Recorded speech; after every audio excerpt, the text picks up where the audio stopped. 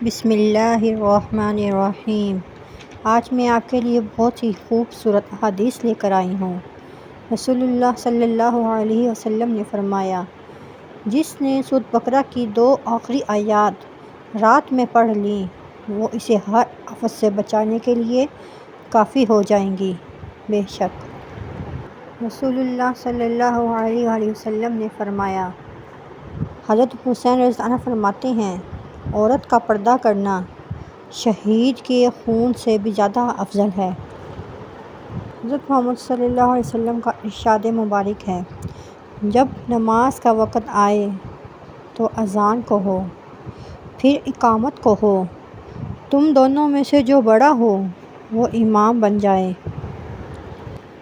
رسول اللہ صلی اللہ علیہ وسلم کا ارشاد ہے، اپنے مریضوں کا علاج صدقہ سے کیا کرو۔